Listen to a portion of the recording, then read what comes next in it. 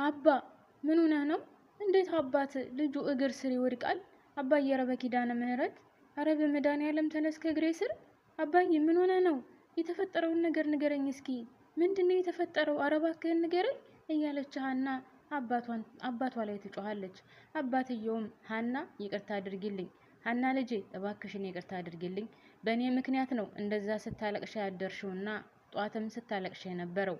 እናም እባክሽን ይቅርታ አድርጊልኝ። ይቅርታ ካላደረግሽልኝ ከእግርሽ ስር በፍጹም አልነሳም ብለው የሀና አባት እግሯ ስር ወድቀዋል። ሀናም በጣም ተጨንቃና እያለቀሰች አባ ያደረግከው ነገር የለም እኮ እኔን ምንም አላደረክኝም። ኧረ አባ እባክህን ተነስ፣ ከእግሬ ስር መነሳት አለብህ። እኔ ምንም አልሆንኩኝም። በቃ መናገር ስላልፈለግኩ በሰዓቱ አልተናገርኩም ነበር። ስለዚህ ባንተ ምክንያት አይደለም አባዬ ሳለቅስ የነበረው። እባክህን ተነስ ብላ አባቷን ከእግሯ ስር ካስነሳችው በኋላ እሷ እንደገና ከአባቷ ጉልበት ወድቃ አባዬ ይቅርታ አድርግልኝ፣ እኔ ምንም ነገር አድርገኸኝ አይደለም ሳለቅስ የነበረው፣ ነገር ግን ያው መናገር ስላልፈለግኩ ነው ያን ነገር ያልተናገርኩት። አንተ ደግሞ ለእኔ ብለህ ነው እኔ ተናገሪ የሆንሽውን ነገር ተናገሪ ስትለኝ ስላልተናገርኩኝ ለእኔ ተጨንቀህ ነው እንደዛ የተናገርከኝ እንጂ አንተ ምንም አድርገኸኝ አይደለም። አባዬ እባክህን አንተ ይቅርታ አድርግልኝ ብላ ከአባቷ ጉልበት ስር ወድቃ ስታለቅስ የሀና አባትም ልጄ ይቅርታ አድርጌልሻለሁ፣ አንቺ ምን አደረግሽኝ? አንቺ ያደረግሽው ነገር የለም ብለው ይቅርታ ያደርጉላታል። ሰላም ጤና ይስጥልኝ ውድና የተከበራችሁ ቤተሰቦቼ፣ ይህ ቪዲዮ የሚደርሳችሁ ሁላችሁም ላይክ እና ሰብስክራይብ በማድረግ እንድታበረታቱኝ በትህትና ጠይቃለሁ። ነባር ቤተሰቦች ደግሞ ላይክ ማድረጋችሁን አትርሱ። ፕሊስ ላይክ አድርጉ። ምን ያለበት የእውነት አይጎዳችሁም እናንተን። እናም ደግሞ ላይክ፣ ሸር፣ ሰብስክራይብ ስለምታደርጉ ሁላችሁንም አመሰግናለሁ። ይሄ ድራማ ከጅምሩ ጀምሮ በጣም የሚያሳዝንና ልብ የሚነካ ድራማ ነው። እንግዲህ ሀና በተጭበረበረ ምክንያት ወይም እቺ እርግብ ተብዬዋ ትክክለኛ የእሷን ማንነት ሰርቃ እቤት መጥታ እኔ ነኝ ልጅሽ ብላታለች። እንግዲህ ሀና ትክክለኛ ልጇ ሀና ናት። ነገር ግን እቺ እርግብ ተብዬዋ የእሷ ያልሆነውን መረጃ ወይም ሀና ልጅ እንደሆነች የሚያመለክተውን መረጃ ሁሉንም የልጅነቷን ሁሉን ነገሯን ሰርቃ መጥታ እኔ ነኝ እናትሽ ብላ ፍጥጥ ብላለች ማለት ነው። ማለቴ እኔ ነኝ ልጅሽ ብላ። እናም አሁን እውነታው እየወጣ ይመስለኛል። እንደ አጋጣሚ ሆኖ ሀና ከዛ ቤት በሰራተኝነት ትቀጠራለች። ከዛ ቤት በሰራተኝነት ተቀጥራ እየሰራች ስትኖር እንግዲህ አንዳንድ ጊዜ ምንቸውንም ቢሆን እውነት ተደብቆ ስለማይቀር እናም ያን እውነታ ታገኘዋለች። ወይም ሀና የዚች ሴትዮ ልጅ መሆኗን የሚያመለክተውን መረጃ ወይም ደግሞ ማንነቷን የምታውቅበትን መረጃ ታገኘዋለች። እንግዲህ በዚህ ምክንያት ነው ቤቱ ራሱ ቅውጥ ያለው።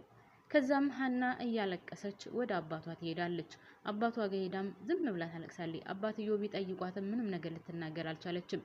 እንግዲህ አባትዮ ከእግሯ ስር ወድቀው ይቅርታ ሊሉበት ያሰቡት ምክንያት በዚህ ነው።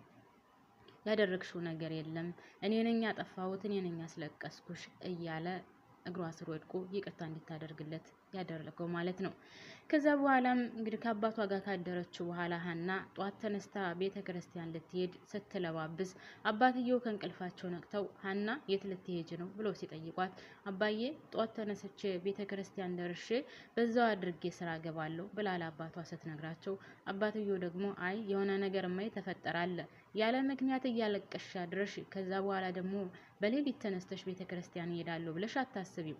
ስለዚህ ያው ትልቅ ነገር እንዳለ እርግጠኛ ነኝ ብሎ ሀናንን ሲጠይቋት አባትየው ሀናም አባዬ ምንም ነገር የተፈጠረ ነገር የለም፣ ቤተ ክርስቲያን መሄድ እንደዚህ ያስብላል እንዴ አባዬ ሁሉም ሰው እኮ ቤተ ክርስቲያን ይሄዳል ብላ ስትላቸው አባትየውም እኔ መች ቤተ ክርስቲያን መሄድሽን ጠላሁት፣ ነገር ግን በዚህ በሌሊት ተነስተሽ ቤተ ክርስቲያን የምትሄጅበት ምክንያት አለሽ፣ ያለበለዛም እኔ አብሬሽ እሄዳለሁ፣ እኔ አብሬሽ ካልሄድኩኝ ግን ይቅርታ አላደርግልሽም ብለው ሲሏት እሺ በቃ ችግር የለውም አባዬ ከኔ ጋር ትሄዳለህ ትላቸዋለች። በሌላ በኩል እርግብ ተብዬዋ ሰላም ጋር ትሄዳለች።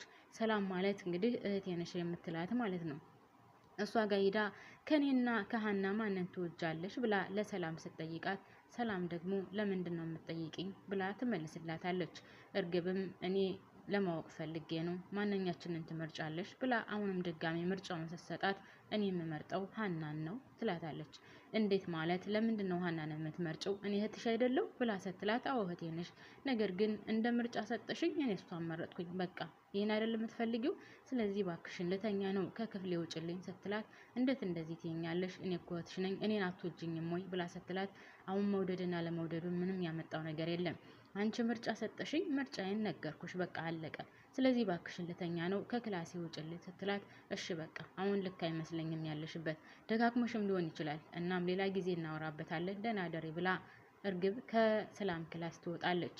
ከዛም ሰላምም ያማታል እንዴ እንዴት ሀናንን እና እሷን ታወዳድራለች?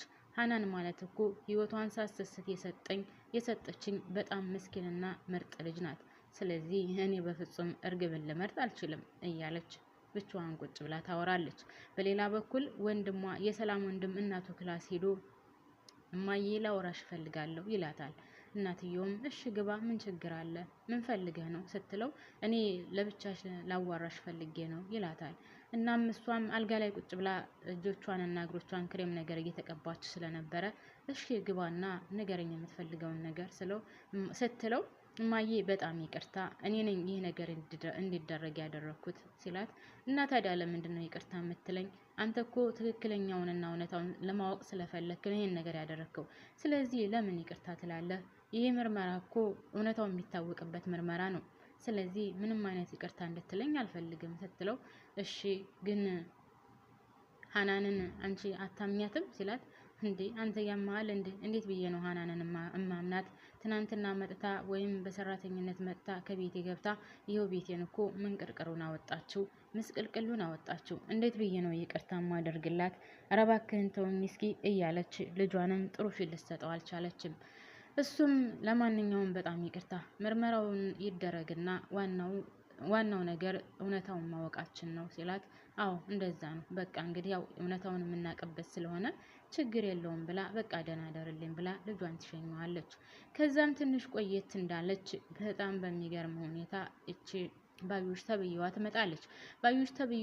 ባዩሽ ማለት ደግሞ ከእርግብ ጋር አንድ ላይ ሆና የምታወራ ናት። አክስቴ ነው የምትላት።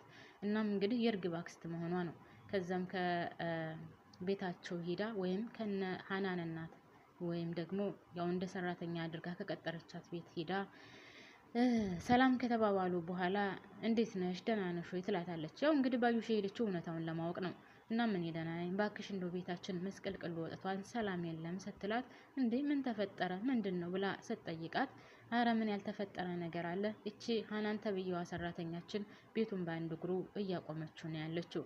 አሁን ትናንትና በሰራተኝነት የመጣችው ሀናን ዛሬ ግን እኔ ላይ ልጅሽ እያለችኝ ነው በሌለ መረጃ። እርግብ ተሳስታ ወይም የኔን መረጃ ይዛ መጥታ ነው እንጂ ወይም በእኔ ማንነት ነው ከእናንተ ጋር የመጣችው። እርግብ ልጅሽ አይደለችም፣ እኔ ነኝ ልጅሽ እያለች ቤቱን በአንድ እግሩ አቁመዋለች ብላ ስነግራት፣ እንዴ ደግሞ ለሰራተኛ ቦታ ትሰጫለሽ እንዴ?